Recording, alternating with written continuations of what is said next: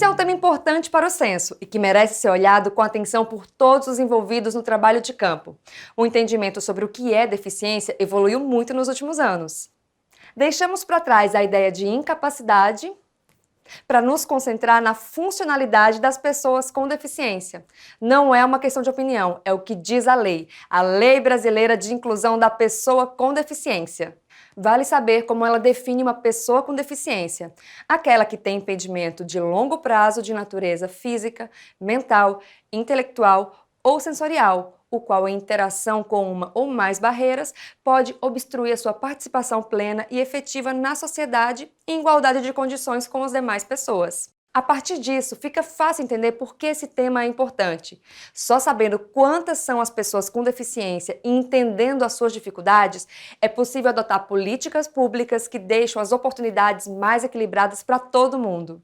É uma questão que tem impacto nas políticas de saúde, trabalho, transporte, cultura e muitas outras. O primeiro passo é entender que você tem que registrar como o próprio informante avalia a deficiência dos moradores do domicílio.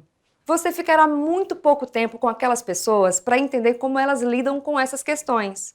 Uma pessoa com muletas, por exemplo, pode ter apenas uma limitação temporária. Então, o importante é ler claramente as opções propostas pelo IBGE e então escutar atentamente para preencher o questionário de acordo. Uma pessoa com problemas extensos de visão sequer é considerada uma pessoa com deficiência se enxergar bem com o uso de óculos ou lentes de contato. Cada pessoa é um mundo e a melhor maneira de entender esse mundo é escuta aberta e atenta. Você não deve fazer qualquer juízo de valor sobre a condição da pessoa. As perguntas que estarão no seu DMC falarão de deficiências visuais, auditivas, de locomoção, manipulação de objetos e também mentais. Para entender melhor como lidar com esse conjunto de questões, vamos conversar com Juliana Souza de Queiroz, especialista do IBGE no tema. Meu nome é Juliana Queiroz, eu sou socióloga, trabalho como pesquisadora no IBGE, trabalho há 3 anos já com o censo demográfico, trabalhando com questionário como um todo e especialmente com o tema de pessoas com deficiência.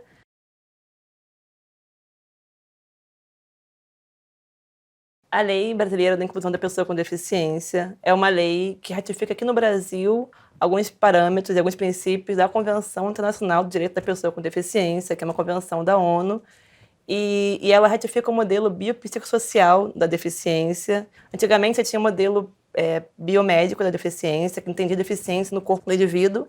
E aí, ao longo da década de 70, vocês começaram a ter uma discussão mais vinculada a um modelo biopsicossocial, que entendia deficiência não no corpo do indivíduo, não como uma ausência de normalidade, não como algo a ser melhorado, mas entende a deficiência como resultado desse corpo com o meio onde ele está. Então, você tira o peso do corpo e coloca o peso na estrutura social em que esse indivíduo está inserido.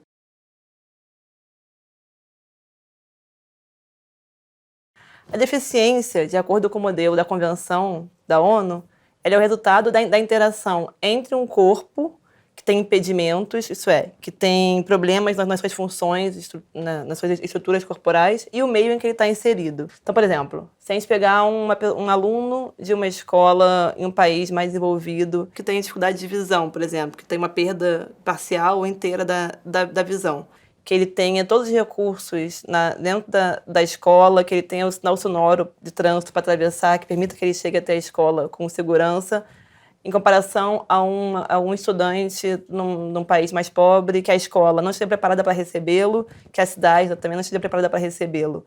Esses 2 alunos, eles podem ter o mesmo grau de dificuldade no seu corpo, mas a relação desse corpo com o meio é tão diferente que, em um caso, você não tem uma deficiência, porque, em um caso, esse meio te dá facilitadores, então que você tenha uma funcionalidade, e, no outro caso, o resultado dessa interação desse corpo com o meio é deficiência, porque esse meio ele produz barreiras a esse indivíduo. O resultado disso é que a deficiência não é uma questão de sim ou não, mas é muito mais a ver com um contínuo de funcionalidade.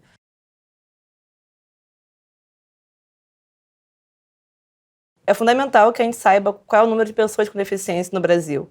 É um tema que perpassa uma série de políticas públicas.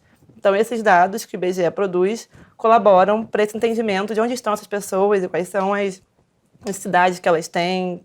Além disso, as perguntas também garantem uma comparabilidade internacional dos dados do IBGE com outros países. E assim a gente consegue criar um panorama internacional sobre esses dados.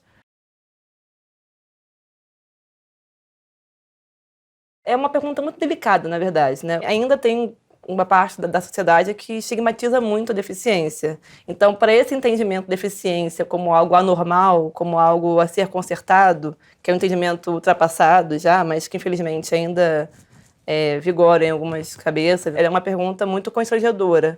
Mas isso, na verdade, é muito mais teórico. Na prática, eu nunca vi muitos problemas com essa pergunta, mas, enfim, a gente reconhece que é uma pergunta sensível porque parte da sociedade ainda estigmatiza as pessoas com deficiência.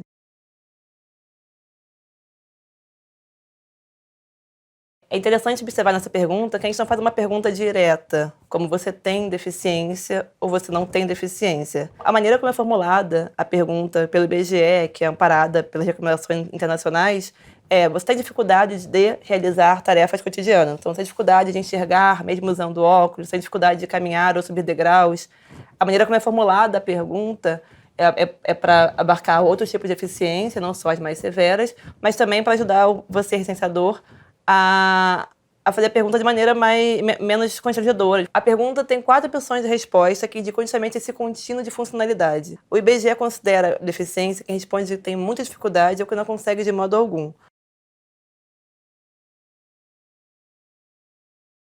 A gente pode chegar no domicílio e encontrar uma pessoa que aparentemente não tenha nenhum problema no corpo dela, mas que ela tenha alguma doença que a impeça, por exemplo, de subir degraus. É importante que essa avaliação seja feita para cada morador pelo informante e que não tenha nenhuma avaliação inicial do recenseador.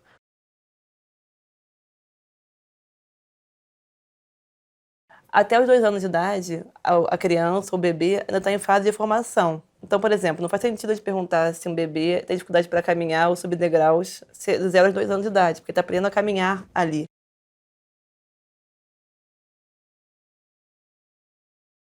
Então, licenciador, você tem uma tarefa muito importante nas suas mãos, que é garantir que esse bloco de pessoas com deficiência seja muito bem feito.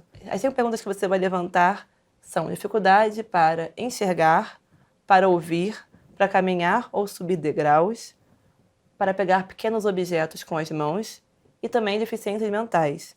Essas 5 perguntas, elas não representam todas as deficiências, mas elas englobam as principais e por isso estão no questionário do Censo Demográfico. Confie no seu trabalho, leia as perguntas com calma, anote as respostas e bom trabalho para você.